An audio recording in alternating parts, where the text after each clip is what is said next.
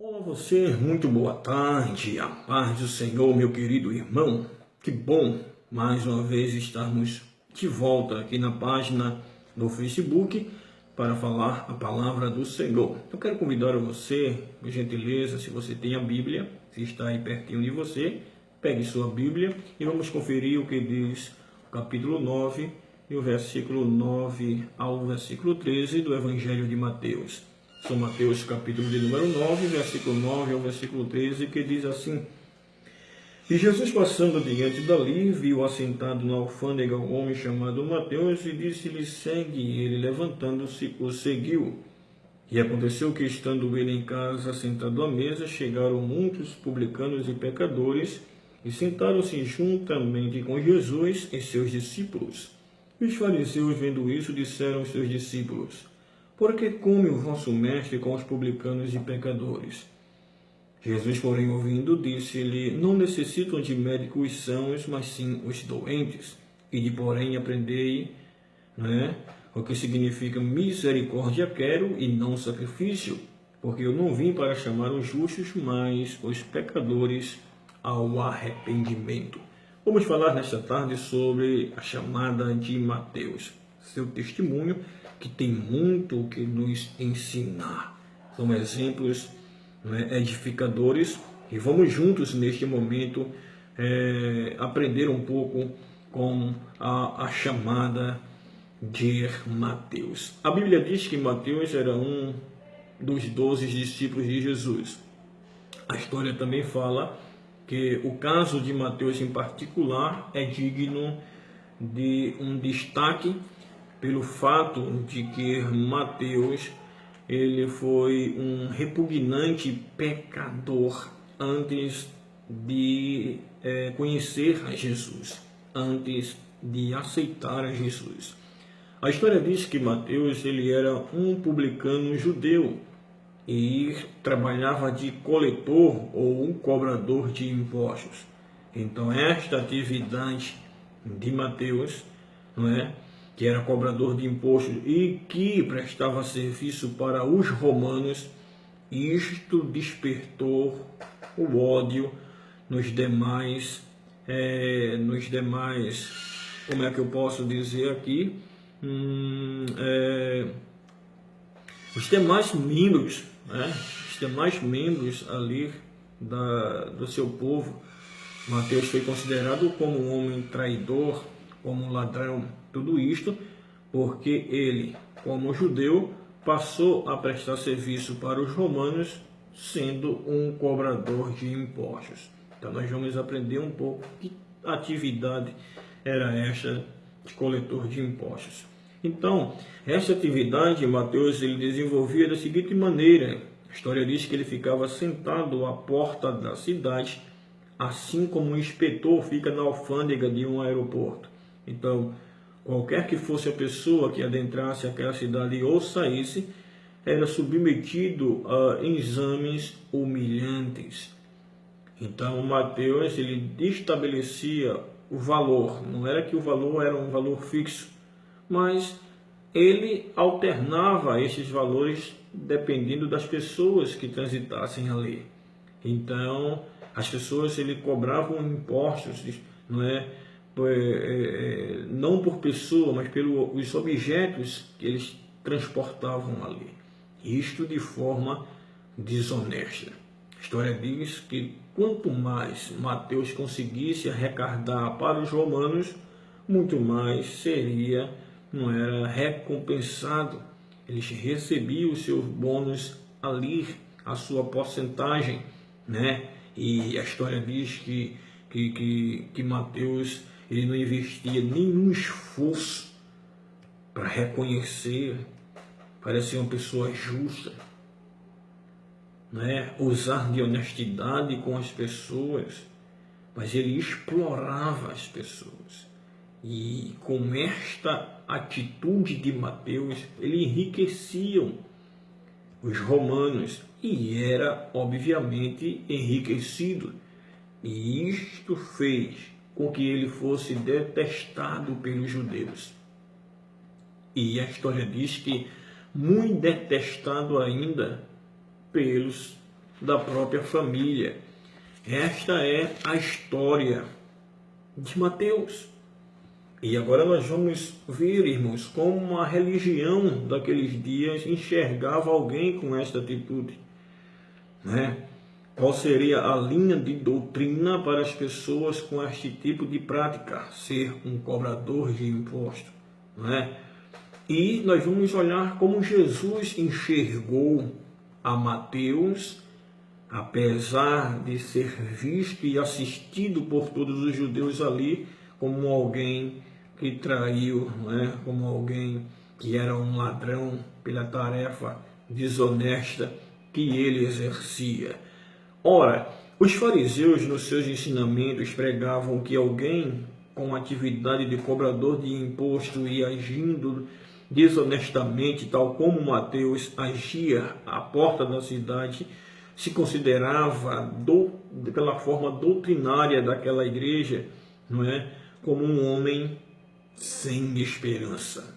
Não haveria esperança para um homem com estas atitudes. E, sobretudo, os fariseus diziam que os publicanos eram homens que não tinham ou não teriam direito ao arrependimento. Os ensinos dos fariseus já condenavam essas pessoas, né? Consequentemente, já os lançavam na condenação eterna pelo fato deles exercerem essas práticas desonestas ali.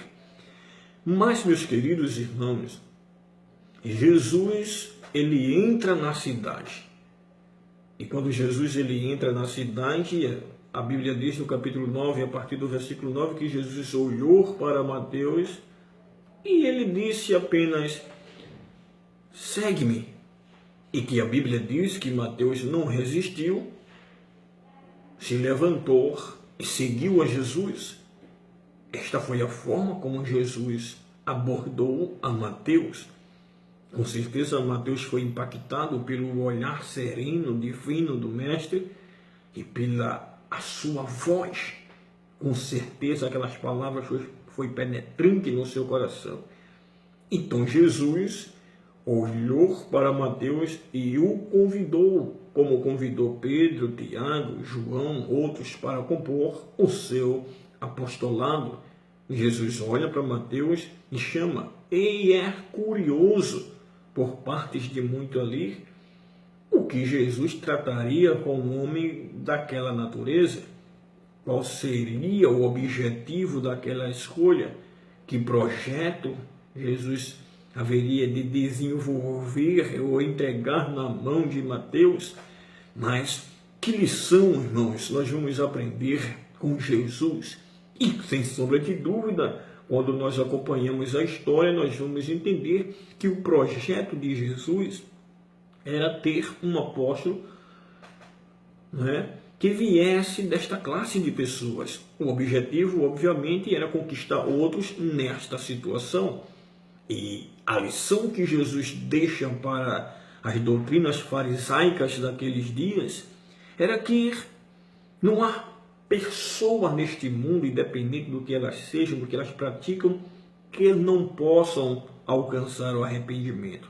Foi esta a lição que Jesus deixou para os fariseus, não é? Não existe pessoas neste mundo, não é, com pecados que não possam ter o direito do arrependimento, não é? Glória a Deus. E que do meio dos homens vis que estavam ali, Deus, ele pode tirar quem quiser para ser especialmente usado por ele. Glória a Jesus. Então Jesus escolheu a Mateus quando o contexto religioso repugnava, hostilizava, condenava aquele homem com a atividade que ele exercia. Não é verdade? Mas o olhar de Deus em Jesus no seu ministério foi um olhar de piedade. Jesus, ele olha diferente do olhar dos homens, né? Se o olhar de Deus fosse igual ao olhar do homem, é como diz o poeta: eu não estaria aqui e nem você estaria aí onde você está. Mas ainda bem que Deus não nos olha como os homens, ou como os homens nos enxergam, nos vê, nos compreende. Jesus, ele tem um olhar diferente. E Jesus tirou Mateus daquela imundícia para ser um dentre os seus discípulos. No versículo de número 10, nós vamos observar que Jesus, ele foi até a casa de Mateus. Automaticamente, depois deste chamado, Mateus convoca uma festa, ou seja, ele prepara uma festa, um jantar em sua própria residência, não é verdade? Claro, que a história nos faz entender que Mateus, ele tinha dinheiro, ainda que arrecadado de forma desonesta, ele tinha capacidade, não era, para dar uma festa solene na sua casa até. E ele convida Jesus, os discípulos, e convida todos os seus colegas publicanos ali e outros mais até. Então, meus irmãos, já é dado um passo positivo para aquilo que Jesus esperava. O objetivo de Mateus ali, naquele jantar, era falar da sua chamada, da forma como Jesus lhe escolheu e, consequentemente, fazer a sua despedida e dizer que a partir daquele momento não voltaria mais a exercer aquela atividade e prestar serviço para os romanos. E os fariseus estão de fora deste evento, mas não deixaram de seguir a Jesus. E no versículo de número 11, eles se deparam mais uma vez com esta cena. Na verdade, deparam com esta cena e ficaram ali, coitadinhos, horrorizados, escandalizados pelo fato de que Jesus, que havia manifestado em seu ministério, revolucionando aquela cidade, com a esperança, de ser o então Messias, o prometido, eles não aceitavam, não concordavam que era Jesus, que estava ali no meio daqueles pecadores e pecadores da classe dos publicanos. E aí os fariseus buscam uma oportunidade para ter que julgar a Jesus, apontando um erro, pelo menos um erro, para que eles sobressaíssem, tirassem alguma vantagem do ponto de vista doutrinário ali, da ordem farisaica, aqueles homens que ali estavam. Então, tanto os fariseus como os escribas eram os perseguidores religiosos, que se colocavam como opositores do ministério de Jesus. Então, o que é que acontece? Nós vamos encontrar que os fariseus, tanto como os escribas, os fariseus principalmente, eles olharam para os discípulos e perguntaram para os discípulos, por que é que o vosso mestre come com os pecadores? Por que eles não perguntaram a Jesus, irmãos? Por que eles não dirigiram essas perguntas a Jesus? Porque eles temiam pela resposta, obviamente. Mas havia um outro propósito também, era que os fariseus queriam afetar os discípulos, homens que estavam recém-chegados ali para compor o apostolado. Eles queriam dissuadir os discípulos da sua chamada. Eles queriam enfraquecer a fé dos discípulos, colocando dúvida, na verdade, querendo aplicar a lei, para tentar enfraquecer aquele grupo que Jesus desejava e para fins de fortalecer ainda mais o seu ministério. Glória a Jesus. Então, meus queridos irmãos, os costumes judaicos daquela época diziam que as autoridades religiosas até, que se achassem na companhia de tais pessoas como os publicanos ali, equivalia a cometer os mesmos pecados deles. Então, os fariseus começaram a dizer assim para os discípulos: olha, a minha Bíblia, olha, a lei, a palavra diz né? Qualquer ser humano que se juntar, que se misturar com pessoas desta natureza, na verdade, é igual a um deles também, né? Se sujam com eles também. Olha aí o que é que teu Jesus está fazendo. Olha aí o que é que vocês estão se submetendo, pagando este vexame, sentados com esses pecadores. Que religião é essa? Que Jesus é este? Que ensinamento, que moral ele tem? E que moral vocês terão? Não é assim que nós observamos, irmãos, muitos opositores religiosos nos dias de hoje, que se apoderam de textos isolados e usam como um pretexto para tentar dissuadir a muitos da sua segurança, da sua firmeza da fé. Ainda bem que nós somos leitores da palavra de Deus e não vamos deixar ser influenciados por qualquer nuvem ou influência negativa de doutrinas vindo de religiões vãs, falsos ensinadores, falsos mestres, falsos profetas, né? O sangue de Jesus tem poder, mas aí, meus queridos irmãos, é bem verdade que muitos depois de Pedro, porque até Pedro então ele segurava, no contexto da história, muitos seguravam este pensamento, né? Seguiam essa doutrina judaica.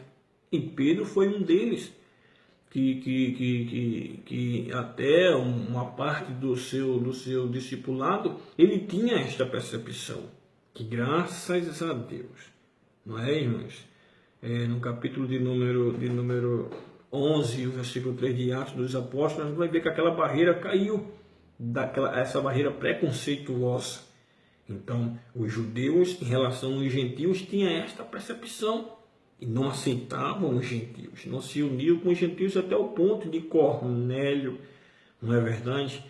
Direcionado por Deus pelo Espírito Santo, vai até a sua casa, e na casa de Pedro, Cornélio e sua família recebem o Espírito Santo de Deus, e aí Pedro tira a conclusão, é bem verdade que Deus não faz acepção de pessoas. Então, meus queridos irmãos, era justamente isso que os fariseus queriam trazer para os corações dos discípulos para enfraquecerem a sua formação discipular, né? Mas só que eles falaram para os discípulos, mas Jesus estava ali como um Deus onisciente. Ele entendeu tudo aquilo que estava se passando ali na sua ausência, ao distante dele. E quando Jesus percebeu, Jesus ele classificou aqueles pecadores, aqueles coletores de impostos, como homens doentes. Foi essa a condição de Jesus. Eles são pessoas doentes. E todos os doentes precisam serem curados. Os doentes necessitam de restauração.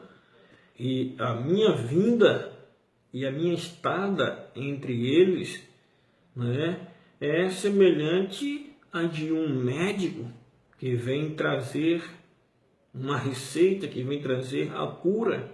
Então, foi desta forma que Jesus se apresenta, que estava ali diante de pessoas doentes, e que as doenças, apesar de gravíssimas, mas que tinham cura, e Jesus estava ali para oferecer o remédio, apresentar a receita para que eles viessem serem restaurados, serem curados. Pessoas como os publicanos e pecadores de diversos tipos.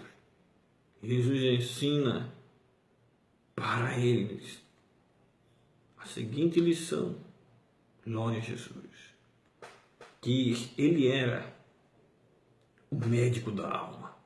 Jesus, o médico da alma. Todos os membros da raça humana, né, precisam do poder da cura de Jesus. E como Jesus curou, né, irmãos, na história do seu ministério. Era um médico por excelência. Então Jesus diz: essas pessoas que estão à minha volta são pessoas doentes.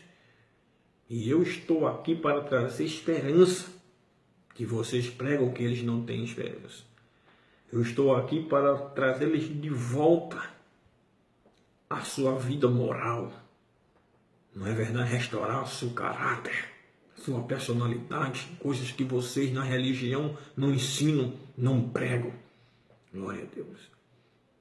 Jesus estava trazendo a lição para os fariseus ali de que os homens devem reconhecer que precisa da cura da alma. Glória a Deus.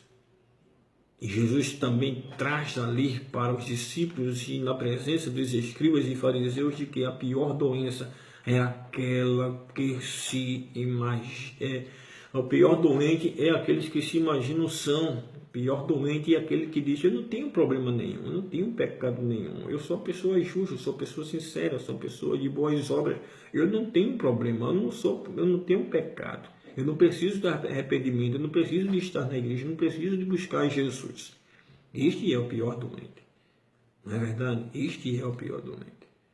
Glória a Jesus. Então, meus queridos irmãos, Jesus orienta os acusadores, aleluia, que ao invés de criticar, buscassem, não é? Buscassem interpretar o que significa misericórdia.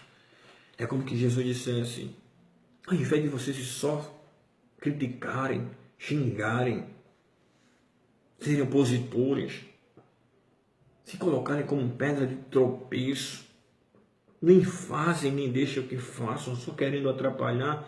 Vão estudar um pouco o que significa misericórdia para ver se pelo menos, no mínimo, vocês agem com atitudes de misericórdia, de piedade. Glória a Jesus. Esses homens, irmãos, só estavam ali para querer batalhar contra o ministério de Jesus, trazer dificuldade na mente das pessoas. Mas mesmo assim eles não puderam alcançar o objetivo, eles não funcionaram nas suas estratégias, não interromperam aquilo que Jesus havia de fazer, de operar os milagres e maravilhas, de curar e etc. Mesmo com a forte oposição, Jesus continuou a fazer aquilo que estava no seu coração e tudo quanto se foi pensado aconteceu. Não houve interrompimento, é debound, irmãos. É debound se levantar. Independente de você criticar, independente de você hostilizar a igreja, o evangelho, usar da sua autoridade para degredir a igreja, os cristãos. Irmão, Jesus deu uma palavra para a sua igreja e disse: eu edifico uma igreja e a porta do inferno não prevalecerá contra ela. Não adianta usar as estratégias, fazer uso do poder para querer abater, parar, frear o crescimento desta igreja, porque desde os primórdios, desde os nossos irmãos, os profetas, dos heróis da fé, que se tentaram destruir, parar esta igreja, a massa da igreja, mas muito mais a igreja se fortaleceu e até hoje a igreja de Jesus está de pé. Jesus disse: ao invés de você estar criticando, aprendam o que é que significa misericórdia e deixe de estar criticando. Não é verdade, irmão? Você está apontando. Porque para os escribas e os fariseus estarem entre os pecadores era uma forma de se contaminar também, que se contaminar que nada, irmãos, né? Ou seja, ficariam impuros se juntando com os pecadores. Glória a Deus. Então fica bem claro que a salvação aos pecadores é possível se eles se encontrarem com o seu Salvador Jesus. Glória a Jesus. Não existe nenhum tipo de pecado a ponto de que o homem venha dizer: este pecado aí é um pecado irreversível. A salvação é para todos os pecadores. Quem foi que disse que não tem jeito para a tua vida? Quem foi que disse que não tem jeito para a tua situação?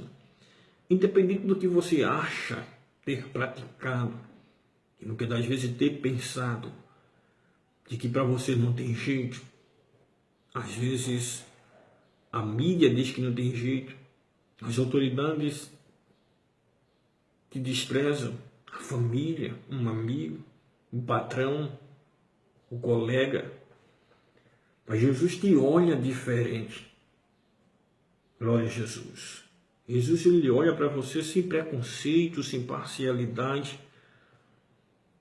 Mas Jesus, ele vai se aproximar de você. Tem esperança para você. Tem saída para a tua situação. Mas tudo isso só vai acontecer quando nos aproximarmos de Jesus. O intuito de Jesus em nossas vidas, na minha e na sua vida, assim como ele fez na minha, assim como ele se aproximou de tantos outros irmãos, nós vamos receber a cura da alma, perdão dos nossos pecados. Nós vamos alcançar em Jesus direitos, valores, reconhecimentos, e nós vamos serem pessoas galardoadas na eternidade. E isto é o que dignifica o valor de ser um cristão. Traz para nós a paz interior. E nesta oportunidade, eu quero dizer para você que tem jeito para a tua vida. Assim como Mateus, Jesus vai também chegar na tua vida. E ele vai te fazer um convite especial. Assim como Mateus, segue Jesus, vá com ele, acompanhe Jesus, sirva a ele, glorifica a ele, e tua vida será diferente a partir desse momento.